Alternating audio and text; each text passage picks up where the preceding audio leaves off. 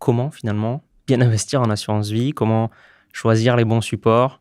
Quelles sont les étapes pour toi pour construire un bon contrat? Un bon contrat, c'est déjà avoir envie d'épargner. C'est-à-dire que globalement, c'est pas de se dire épargner, c'est pas mettre de l'argent sur son compte bancaire. Ça, c'est être prévoyant. Avoir 2 à 3 mois de côté pour se dire je fais face à des grosses dépenses. Et voilà, j'en discutais moi avec ma femme. Les grosses dépenses, c'est quoi? C'est j'ai une voiture, je vais acheter une voiture, j'ai une voiture qui tombe en panne, il faut que je débloque 5 000, 7 000, 10 000 euros, enfin chacun en fonction de ses moyens. J'ai une chaudière qui casse, il faut que je change une chaudière, une grosse réparation. Voilà, une fois qu'on a fait ça, Épargne de précaution. c'est vraiment de l'épargne de précaution, c'est normal de mettre cette épargne de côté. Au-delà de ça, c'est de se dire, voilà, il faut faire des trucs. Alors des gens me disent, moi j'ai aucun projet. Alors, t'as aucun projet aujourd'hui, mais si même ton projet c'est d'être anti-consumériste, de te dire un jour j'aurai une maison dans le centre de la Bretagne avec une dépendance à l'économie qui est faible, bah, à minima avoir ce petit capital, ce petit pécule à une échéance donnée, ça peut, voilà, c'est de se dire, les gens qui n'ont vraiment aucun projet, en fait, il n'y en a pas tant que ça. Donc, c'est juste de dire, voilà, c'est quoi j'ai envie de quoi? Ça peut être à 3 ans de changer une cuisine, à 5 ans de monter une entreprise, d'acheter un premier logement.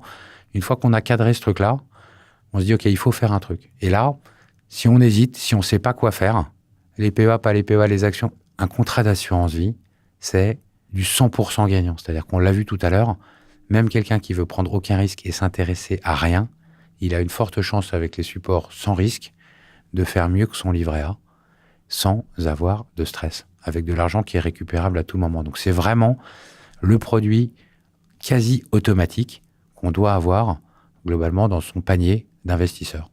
Et juste avant qu'on parle de comment bien construire son contrat, pourquoi, selon toi, c'est important d'investir? Il y a beaucoup de gens qui écoutent, je crois que c'est autour de 50% des gens qui m'écoutent, qui regardent mes vidéos, qui au final ne passent pas à l'action et n'investissent pas. C'est quoi pour toi aussi les raisons principales? Tu as parlé d'objectifs. Est-ce que c'est aussi lutter contre l'inflation, préparer sa retraite? Pourquoi pour toi c'est important d'investir? Alors pourquoi c'est important d'investir? Parce que moi je préfère pas avoir de regrets. Et le temps qui passe, il a une influence qui est très forte. Sur notre site, on doit pouvoir retrouver un graphique qui explique que pour arriver à un capital de 100 000 euros, il faut peut-être mettre de mémoire 20 ou 25 euros par mois quand on a 25 ans. On double à 30, on redouble à 40. Et quand on en a 50 comme moi et qu'on a des études secondaires à financer et que ça coûte effectivement de plus en plus cher, bah pour arriver à ce capital de 100 000 euros qui peut financer les études de 3 enfants, ça m'aurait coûté 25 euros par mois, c'est-à-dire l'équivalent de une sortie au restaurant tous les mois. Quand j'avais 25 ans, qui était un effort d'épargne qu'on pouvait maintenir sans difficulté pendant 30 ans, bah ce même effort d'épargne aujourd'hui, quand on le commence à 40, il est de 700 euros par mois et là, il n'est pas tenable. Et c'est là que les problèmes arrivent. Voilà, donc le fait de se prendre en main sur des projets, soit d'études d'enfants, soit de constitution de capital pour une raison principale qui sont les sujets majeurs ou la retraite, le temps qui passe, il est extrêmement puissant. Donc, commencez, lancez-vous, faites-vous, on en reparlera tout à l'heure, prélevez tous les mois ou pensez tous les ans à avoir une démarche. Ce qu'on met à l'intérieur, on en a un peu parlé, on peut se faire aider, mais voilà, restez statique. Un capital placé à 7% par an, il va doubler tous les 10 ans.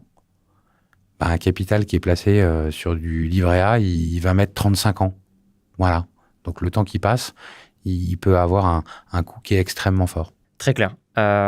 Du coup, peut-être avant, je rajoute une autre question avant. Avant de bien construire son contrat aussi, comment bien choisir son contrat d'assurance vie? Quels sont les critères pour toi d'un bon contrat d'assurance vie? Il y en a 3. Le premier, c'est les frais. Les frais, c'est la gangrène de l'épargne.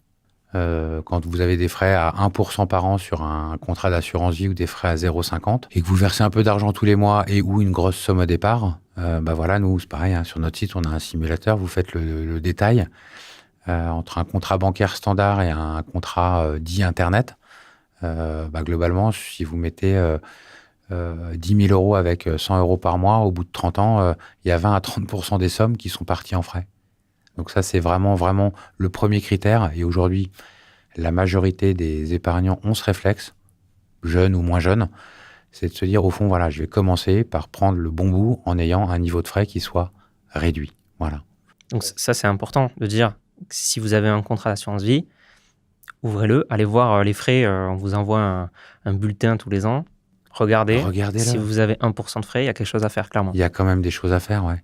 Il y a aussi les frais de gestion. Donc ça, c'est pris de manière annuelle. Il peut y avoir des frais d'entrée, des Bien frais de sûr. sortie, des frais d'arbitrage. Il peut y avoir 1000 feuilles de frais qui peut rendre votre contrat très, très, très... Beaucoup moins performant, ouais. beaucoup moins performant. Ouais. Moi, j'ai déjà vu des clients sur S'Investir Conseil qui avaient un contrat d'assurance vie qui, sur 5 ans, 6 ans, 7 ans, n'ont rien généré comme plus-value à cause de ces frais. Pendant que sur les 5, 6 ou 7 dernières années, les marchés ont énormément performé. Monté, bien sûr, ouais. Donc ça, c'est vraiment important. Les frais d'entrée, voilà, quand on vous dit les frais d'entrée sont à 5 et que votre interlocuteur vous dit je vous fais une fleur, je vous les passe à 3%. 3%, c'est la rémunération d'une année de rémunération sans risque. C'est-à-dire que la première année, elle sert à rien. Aujourd'hui, ces frais d'entrée, c'est aberrant d'en avoir. Voilà. Ensuite, on vous dit, tiens, si vous mettez un peu d'argent tous les mois, ça, les 5% par an, on vous en parle pas forcément. Ouais. Parce que c'est 25 euros par mois. Ouais, c'est ça. Voilà, et ça représente rien. Mais capitaliser à 25 euros par mois sur 20 ans, pendant 30 ans, qui eux-mêmes génèrent 7%, et ainsi de suite, et ainsi de suite, ça peut représenter des sommes qui sont en fait colossales. Ensuite, quand vous avez décidé d'être actif au sein de votre contrat et de passer d'un support d'investissement A à un support d'investissement B, tous ceux qu'on a évoqués tout à l'heure, il y a des contrats où on vous prélève 1% du montant de la somme. Ça, c'est les frais d'arbitrage. Les fameux frais d'arbitrage. Là, c'est pareil. Si vous devenez un investisseur actif, 1% à chaque fois dans un sens et dans un autre, ça peut finir par manger beaucoup de performance. Donc, soyez très vigilants sur les frais. Voilà.